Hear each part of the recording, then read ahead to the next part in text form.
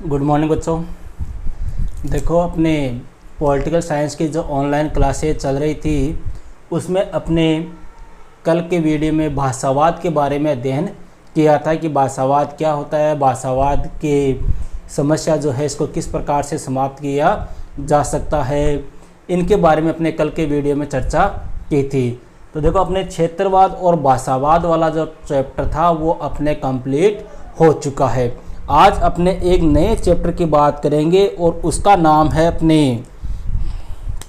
आतंकवाद, राजनीतिक अपराधीकरण और भ्रष्टाचार।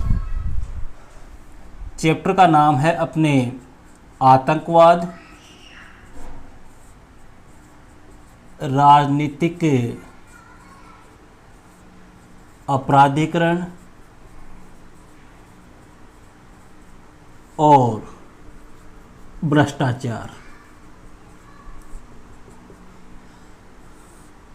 पॉलिटिकल साइंस के खंड ब इकाई 3 का तीसरा चैप्टर है अपने आतंकवाद, राजनीतिक अपराधीकरण और भ्रष्टाचार। मतलब 3 टॉपिक इसमें है, आतंकवाद है, राजनीतिक अपराधीकरण है और भ्रष्टाचार है। तो देखो, अपने सबसे पहले इसमें अपने बात करेंगे किसकी, आतंकवाद की, कि आतंकवाद क्या होता है। देखो, वर्तमान समय की बात करें तो वर्तमान समय में सबसे बड़ी जो समस्या है ना वो क्या है, आतंकवाद है। चाहे किसी देश के साथ में देख लो, आतंकवाद एक बड़ी समस्या है और ख़ास तौर से भारत के लिए तो यह एक बहुत ही बड़ी गंभीर समस्या मानी जाती है। देखो, आतंकवाद होता क्या है। आतंकवाद को अपने अंग्रेजी में बोलते हैं टेररिज्म। टेररिज्म, आतंकवाद को अंग्रेजी में क्या बोलते हैं, टेररिज्म बोलते हैं, TERRORISM, टेररिज्म बोलते हैं। और ये टेररिज्म शब्द जो है ना वो लैटिन भाषा का एक शब्द है जिसका नाम है टेरर, इससे बना है।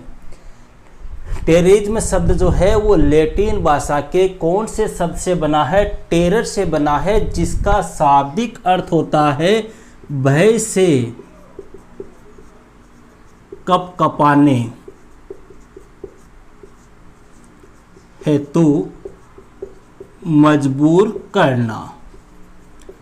तो कहने का मतलब हो गया कि आतंकवाद जो है, यह आतंकवाद अंग्रेजी भाषा के कौन से शब्द का हिंदी रूपांतर है, टेररिज्म शब्द का हिंदी रूपांतर है। टेररिज्म शब्द जो है वो लैटिन भाषा के टेरर शब्द से बना है, जिसका शाब्दिक अर्थ है टू मेड फॉर ट्रिम्बल, अर्थात भय से कपकपाने हेतु क्या करना, मजबूर करना, घबराने हेतु मजबूर करना। देखो, आतंकवाद की अगर अपने परिभाषा की बात करें ना तो सीधी सी बात है, आतंकवादी होते क्या है, लोग ही होते हैं। तो अपने कह सकते हैं कि आतंकवाद लोगों का एक क्या होता है, समूह होता है।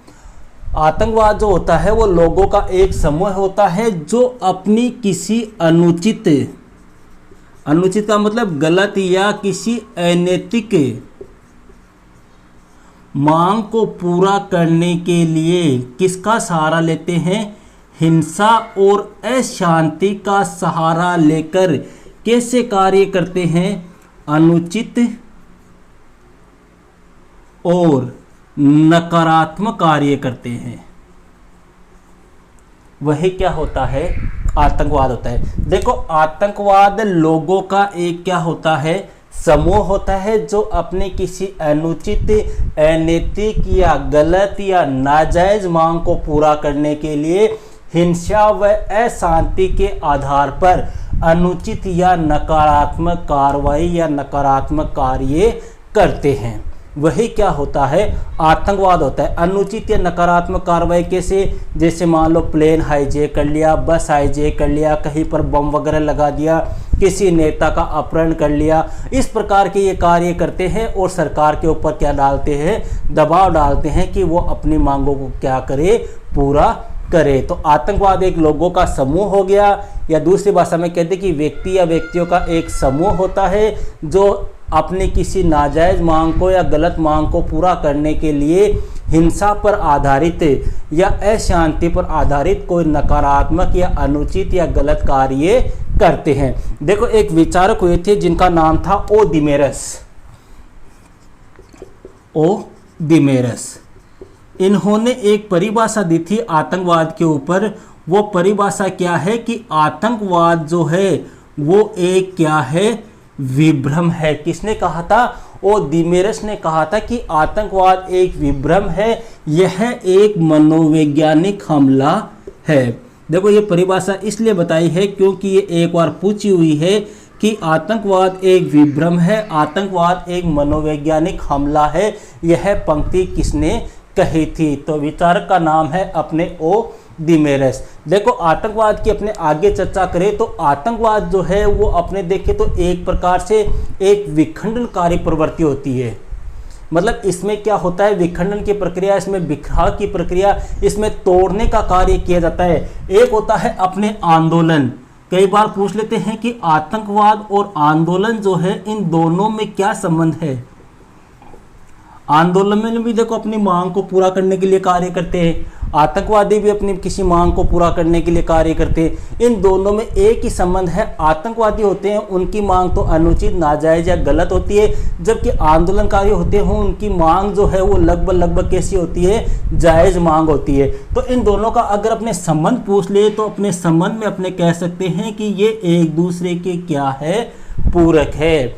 आतंकवाद और आंदोलन जो है वो एक दूसरे के क्या है, पूरक है। अब देखो आतंकवाद की अग्नि चर्चा करें तो भारत जो है अपने विश्व में भारत आतंकवाद से सर्वाधिक प्रभावित देश है। मतलब आतंकवादी हमले जो है वो सबसे ज़्यादा कहाँ पर होते हैं, भारत में होते हैं। और भारत में भी अगर बात करें किसी राज्य विशेष की तो राज्य विशेष में जम्मू कश्मीर जो है, इस जम्मू कश्मीर के ऊपर सबसे ज़्यादा आतंकवादी हमले होते हैं।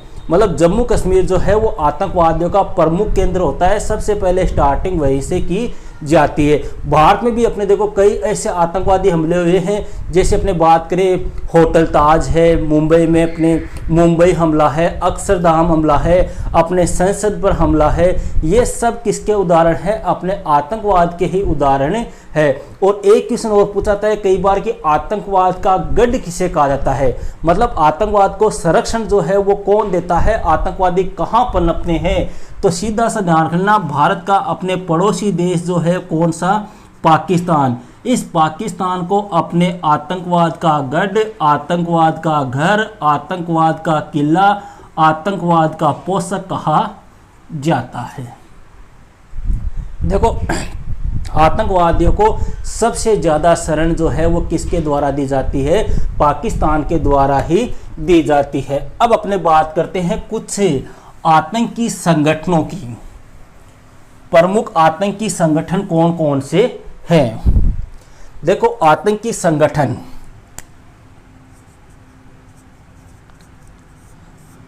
मेन जो आतंकी संगठन है उनके बारे में अपने चर्चा करते हैं। तो देखो प्रमुख आतंकी संगठनों में बात करें तो अपने तालिबान,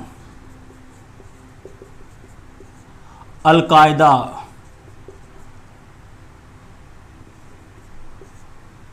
अपने लिट्टे। देखो इसके ऊपर ध्यान रखना, ये लिट्टे है ना, ये कई बार पूछा हुआ है कि लिट्टे जो आतंकी संगठन है ये किस देश से संबंधित है, ये किस देश का है। तो ध्यान रखना अपने लिट्टे का संबंध कौन से देश से है, श्रीलंका से है। लिट्टे कहाँ से संबंधित है, श्रीलंका से। इसके अलावा अपने खालिस्तान कमांडो फोर्स, इसके अलावा अपने उल्फा, देखो ये भी कई बार पूछा हुआ है। एक तो लिट्टे और एक उल्फा, ये दोनों कई बार एग्जाम में पूछे हुए हैं कि लिट्टे का संबंध कौन से राज्य से है और उल्फा का संबंध कौन से राज्य से है। तो लिट्टे तो है अपने श्रीलंका से और उल्फा जो है इसका संबंध किससे है, अपने असम से है। इसके अलावा देखो आगामी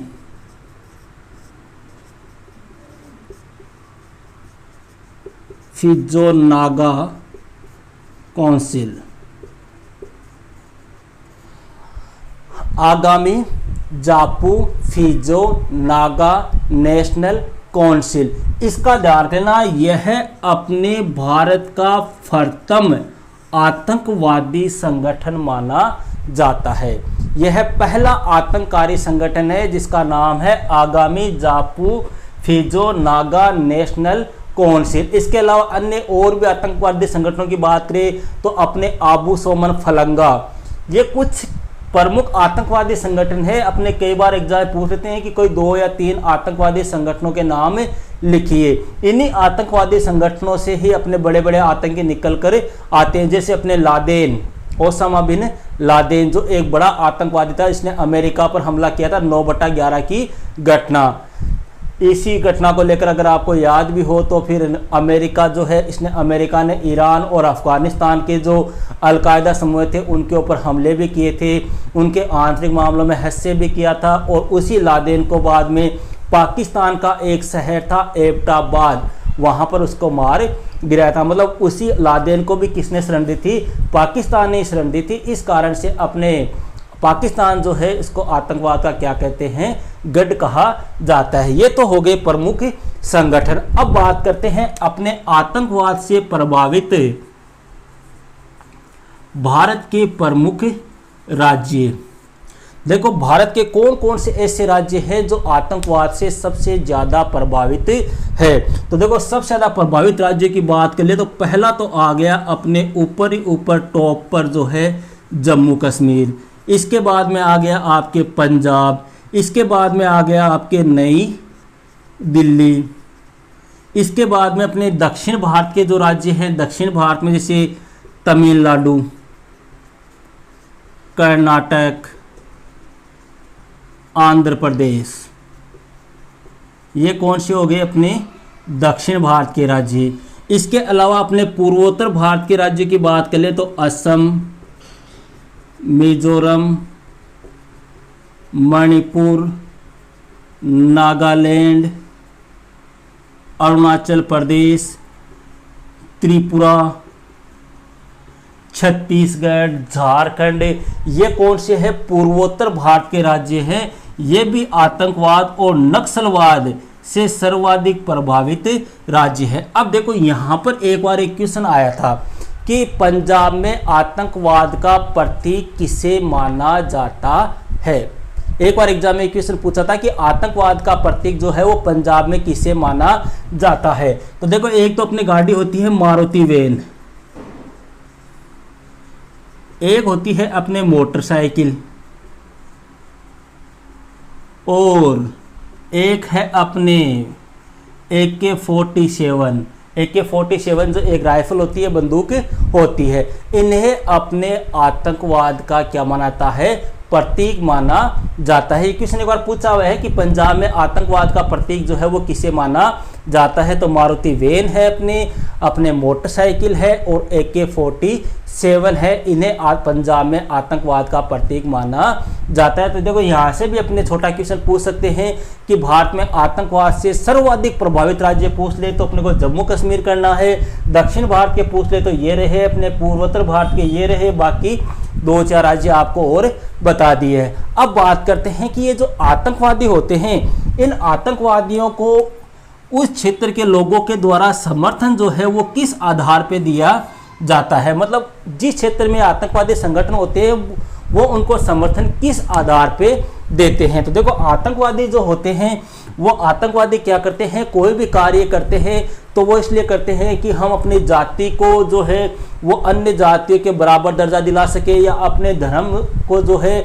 वो अन्य धर्मों के समान ला सके, अन्य धर्मों के बराबर ला सके, या जो कोई पिछड़ा क्षेत्र होता है उस क्षेत्र को उभारने के लिए, या क्षेत्रवाद की भावना वहाँ पर होने के कारण, या इसके अलावा नस्ल के आधार पर भी क्या मिलता है, आतंकवादियों को क्या मिलता है, समर्थन मिलता है। तो देखो क्वेश्चन ये पूछा जाता है कि आतंकवादियों को जो समर्थन है वो किस आधार पर मिलता है।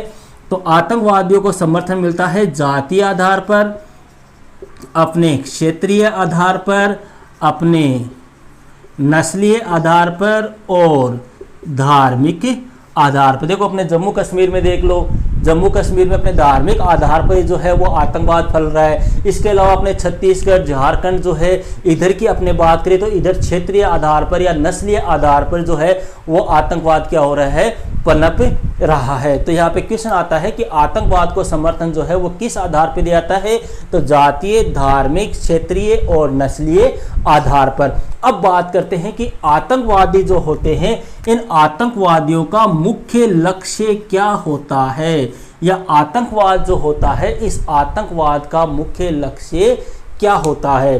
तो देखो ध्यान रखना, आतंकवाद का मुख्य लक्ष्य क्या होता है, जो वर्तमान समय में जो सत्ता है, जो सरकार है, उस सत्ता को क्या कर देना, अपदस्थ करके वहां पर अपनी सत्ता की स्थापना कर देना। तो क्या उद्देश्य हो गया,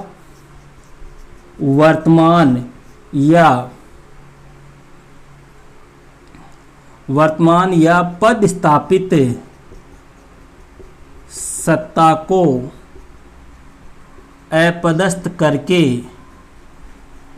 किसको हड़प लेना, सत्ता को हड़प लेना, यही आतंकवाद का क्या है, प्रमुख लक्ष्य है। मतलब किसी भी शासन को, किसी की भी सत्ता हो, उस सत्ता को क्या कर देना, अपदस्थ कर देना, उसको हटा देना और हटाकर वहां पर अपनी सत्ता कायम कर लेना, यही आतंकवाद का मुख्य लक्ष्य होता है। देखो अपने एक कानून है, जिस कानून को अपने यूपीए कानून के नाम से जाना जाता है। यूएपीए अर्थात अनाधिकृत गतिविधि निवारण अधिनियम। ध्यान रखना पूरा नाम, अनाधिकृत गतिविधि निवारण अधिनियम।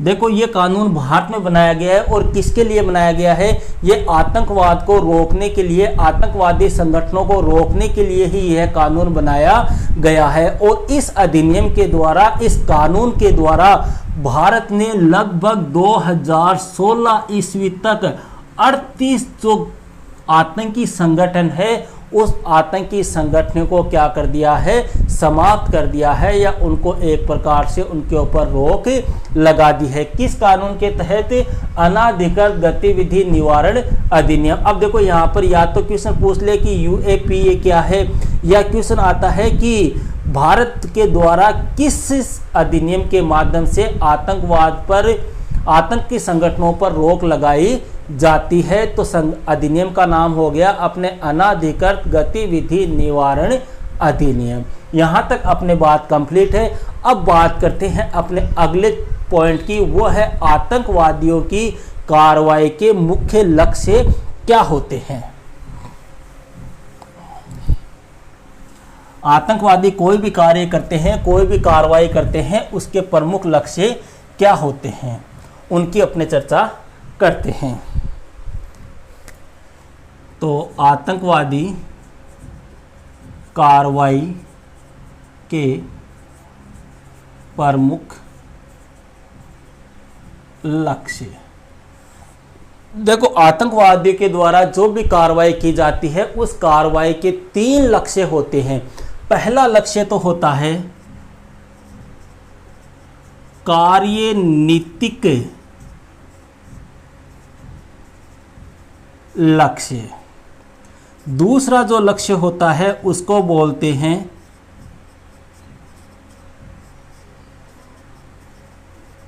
रणनीतिक लक्ष्य। पहला कार्यनीतिक लक्ष्य, दूसरा रणनीतिक लक्ष्य, और तीसरा जो होता है इसको बोलते हैं अपने अभिक्षिप्त लक्ष्य।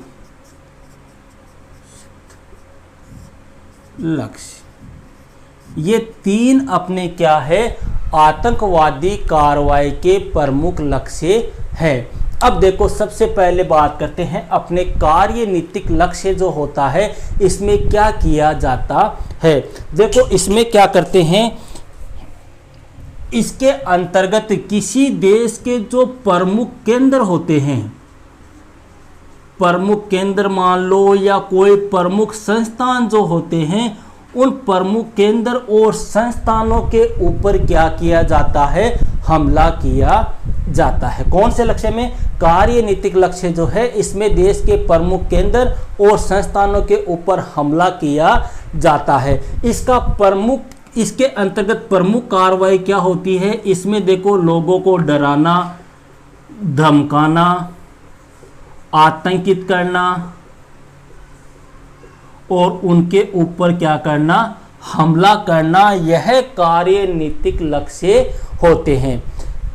ध्यान रखना, इसमें कौन से काम होते हैं, केंद्र या संस्थानों के ऊपर क्या किया जाता है, हमला किया जाता है। मतलब देश के जो प्रमुख केंद्र है, जैसे अपने भारत की बात करें, भारत में संसद प्रमुख केंद्र हो गया, अक्षरधाम मंदिर है, अपने मुंबई में होटल ताज है, तो ये क्या है, प्रमुख केंद्र या संस्थान है, इनके ऊपर क्या करते हैं, हमला करते हैं, ताकि लोगों को डराया जा सके, लोगों को धमकाया जा सके, लोगों को आतंकित किया जा सके। तो पहला हो गया अपने कार्यनीतिक लक्ष्य। दूसरा लक्ष्य आता है रणनीतिक लक्ष्य। इसमें देखो क्या होता है, इसमें जो भी आतंक और हिंसा की जाती है, जो भी आतंक फैलाया जाता है, जो भी हिंसा होती है, उस आतंक और हिंसा की जो है वो क्या ली जाती है, जिम्मेदारी ली जाती है। मतलब आतंकी संगठन जो है वो क्या करते हैं, इसकी जिम्मेदारी अपने ऊपर ले लेते हैं कि हाँ हमने ये कार्य किए हैं, और इसके अंतर्गत अति नाटकीय ढंग से आतंक व हिंसा को क्या किया जाता है, संपन्न किया जाता है। आतंक व हिंसा को क्या किया जाता है, संपन्न किया जाता है अति नाटकीय ढंग से। अति नाटकीय का मतलब एक नाटक की दृष्टि से, मान लो कोई प्लेन हाईजैक कर लिया, किसी बस को हाईजैक कर लिया, किसी बड़े नेता का अपहरण कर लिया। देखो अपने फिल्मों में देखते होंगे, किसी बड़े नेता को अपहरण कर लेते हैं और सरकार के ऊपर दबाव डालते हैं कि आप हमारे 5 साथियों को रिहा करो, तब हम आपके नेता को छोड़ेंगे। या किसी बस को हाईजैक कर लेते हैं, प्लेन को हाईजैक कर लेते हैं। तो ये क्या है, अति नाटकीय ढंग है। इन्हीं अति नाटकीय ढंगों से माध्यम से आतंक व हिंसा की क्या ली जाती है, जिम्मेदारी ली जाती है। तीसरा लक्ष्य आता है, इसको बोलते हैं अपने अभिषिक्त लक्ष्य। इसका प्रमुख उद्देश्य क्या होता है, सत्ता से लाभ प्राप्त करना। सत्ता से क्या करना, लाभ प्राप्त करना। यह आतंकवादी कार्रवाई जो है वो सत्ता से लाभ प्राप्त करने के लिए की जाती है।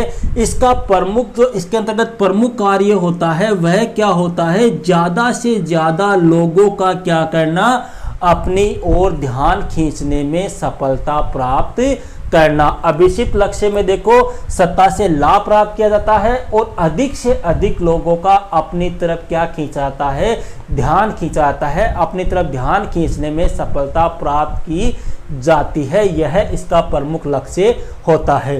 कार्रवाई के प्रमुख लक्ष्य की बात की है, कितने लक्ष्य हैं, अपने 3 लक्ष्य हैं, कार्यनीतिक, राजनीतिक, अभिषिक्त लक्ष्य।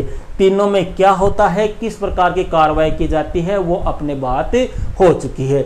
अब बात करते हैं इस चैप्टर का सबसे मोस्ट क्वेश्चन आतंकवाद से संबंधित, जो अपने पूछा जाता है कि आतंकवाद को समाप्त करने के लिए कौन कौन से उपाय किए जा सकते हैं। ये क्वेश्चन कई बार आता है अपने। देखो क्वेश्चन कैसे पूछते हैं, फर्स्ट क्वेश्चन ये होता है कि आतंकवाद क्या होता है, आतंकवाद की समस्या को दूर करने हेतु कोई 2 या 4 उपाय बताइए। अगर बड़ा क्वेश्चन पूछेंगे तो ये पूछेंगे, या फिर छोटा क्वेश्चन आपसे पूछ सकते हैं कि आतंकवाद का गढ़ किसे कहते हैं, भारत में आतंकवाद से प्रभावित सबसे ज़्यादा प्रभावित राज्य कौन सा है, लिट्टे का संबंध जो है वो कौन से देश से है, उल्फा का संबंध किससे है, जापू फिजो नागा नेशनल का संबंध ये किससे है, अपने प्रथम आतंकी संगठन और नागालैंड से संबंधित ध्यान रखना इसको भी। और इसके अलावा पूछ ले कि आतंकवादियों को समर्थन किस आधार पर दिया जाता है, या यूएपीए क्या है। ये ऐसे क्वेश्चन है जो 1-1 नंबर के पूछे जाते हैं। बड़े क्वेश्चनों में अपने 2 ही क्वेश्चन है, आतंकवादी कार्रवाई के प्रमुख लक्ष्य और आतंकवाद को समाप्त करने के उपाय। तो अब बात करते हैं अपने आतंकवाद की समस्या को दूर करने के उपाय, कि आतंकवाद की समस्या को कैसे दूर किया जा सकता है। देखो सबसे पहला तो उपाय क्या हो गया, शासन और जनता के बीच में क्या होना चाहिए, आपसी सहयोग की भावना होनी चाहिए।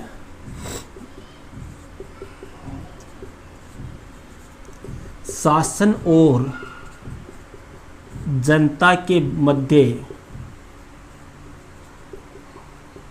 आपसी सहयोग। शासन और जनता के मध्य कैसे? देखो, जिस किसी भी पार्टी की अपने देश में सरकार है वह सरकार कैसी होनी चाहिए? लोकप्रिय होनी चाहिए। सीधी सी बात है, लोकतंत्र है तो लोकप्रिय तो होगा।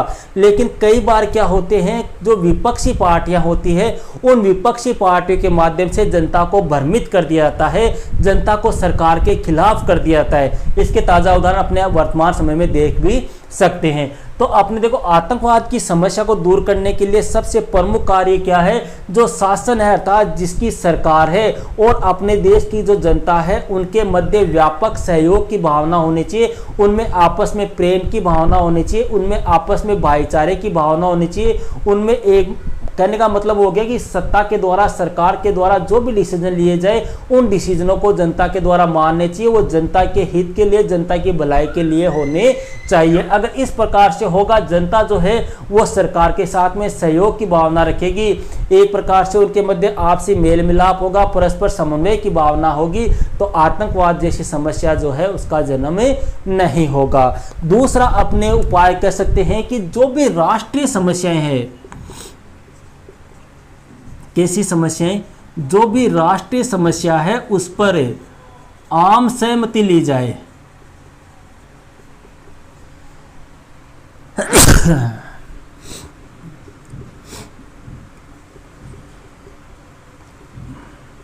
जो भी राष्ट्रीय समस्या है उसके ऊपर क्या ली जाए? आम सहमति ली जाए, या राष्ट्रीय समस्या का समाधान जो है वो सहमति से किया जाए। देखो, सीधी सी बात है, हर देश के सामने कोई ना कोई समस्या आती है। अब उस समस्या का समाधान, कुछ देश तो ऐसे होते हैं जो जनता के सहयोग से, जनता की राय से, लोकतंत्र के विचारों से, उनके आधार पर उस समस्या का समाधान करते हैं। कुछ ऐसे देश भी होते हैं जो उन समस्या का समाधान जो है वो अपने स्तर पर ही करते हैं, उनको जनता से कोई लेन देन नहीं है, जनता की क्या राय है, जनता के क्या विचार है, उनको जनता से कोई मतलब नहीं होता। जब जनता को एक प्रकार से दरकिनार कर दिया जाता है, जनता को किनारे पर कर दिया जाता है, तो उन्हीं जनता में से ही अपने आतंकवाद का क्या होता है? जन्म होता है। क्यों? क्योंकि समस्या जो होगी उस समस्या से हो सकता है किसी को फायदा भी हो, किसी को नुकसान भी हो। तो कहने का मतलब ये हो गया कि अगर आतंकवाद की समस्या को दूर करना है तो जो भी देश के सामने समस्याएं आ रही है, जो भी देश के सामने विरोध हो रहा है, जो भी अपने देश के सामने कोई प्रॉब्लम्स आ रही है, तो उनका समाधान जो है वो हमें जनता की राय से, जनता के विचारों के आधार पर करना चाहिए, ताकि जनता के मध्य एक प्रकार से असहयोग, असंतोष की भावना कायम ना हो। अगला पॉइंट अपने दे सकते हैं, राष्ट्रीय सुरक्षा।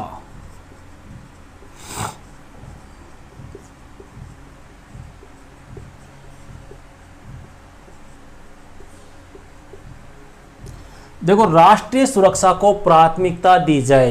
राष्ट्रीय सुरक्षा को प्राथमिकता कैसे? देखो, किसी भी देश की सरकार का, किसी भी देश की शासन व्यवस्था का सबसे पहला कर्तव्य यही होता है कि वह किसकी सुरक्षा करे? देश की सुरक्षा करे।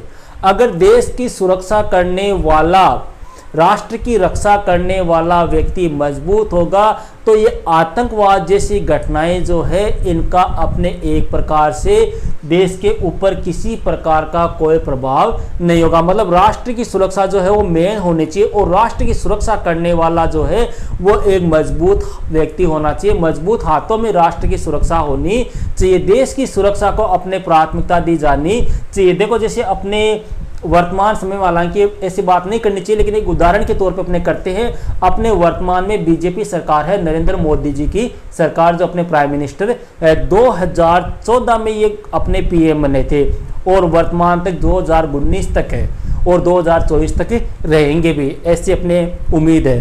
तो देखो, अपने 2014 से लेके आज 2020 हो गई है, मतलब 6 साल इन्होंने प्रधानमंत्री के पद पर कार्य कर लिया, और इनका प्रमुख जो एजेंडा रहा है, इनका प्रमुख जो लक्ष्य रहा है वो यही रहा है कि मैं देश सुरक्षा करूंगा, मैं अपने राष्ट्र को झुकने नहीं दूंगा। और ये राष्ट्रीय सुरक्षा के मुद्दे पर ही इन्होंने सबसे ज़्यादा कार्य किए हैं।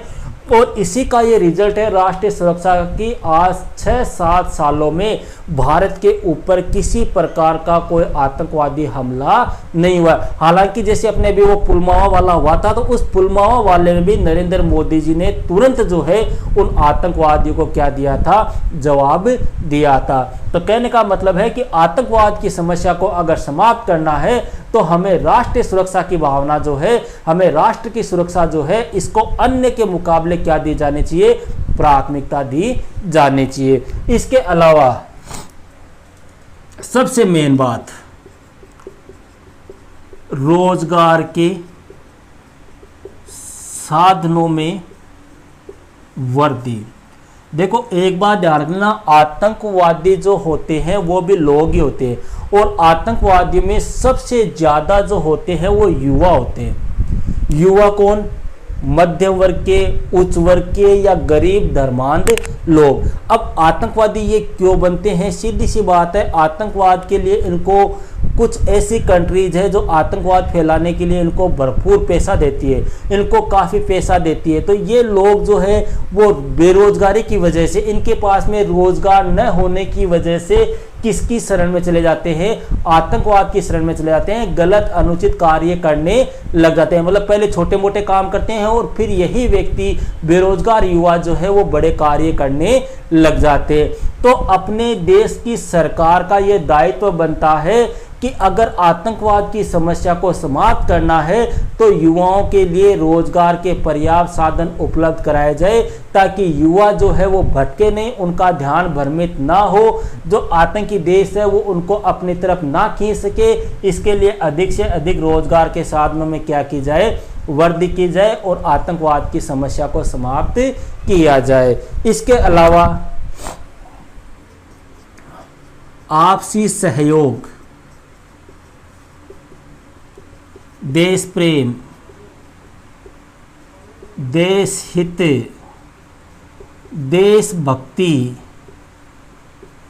की भावना का भी क्या किया जाए, विकास किया जाए। आतंकवाद की समस्या को समाप्त करने के लिए लोगों के मध्य, देश के नागरिकों के मध्य आपसी सहयोग की भावना कायम हो। ऐसा नहीं कि ये हिंदू है, ये मुस्लिम है, ये सिख है, ये ईसाई है, ऐसा नहीं होना चाहिए। सरकार का ये दायित्व होना चाहिए कि वह सभी लोगों के मध्य आपसी सहयोग की, आपसी समन्वय की, देशभक्ति की, देश प्रेम की भावना का क्या करे, विकास करे। लोगों के मध्य हो रहे भेदभाव को समाप्त करे, सभी धर्मों को, सभी जातियों को, सभी संप्रदायों को समान दर्जा प्रदान करे। अगर इस प्रकार से एक संतुलित अपने आर्थिक समानता, राजनीतिक समानता, सामाजिक समानता अगर अपने देश में कायम होगी तो आतंकवाद जैसी समस्या है वो भी क्या हो जाएगी, समाप्त हो जाएगी।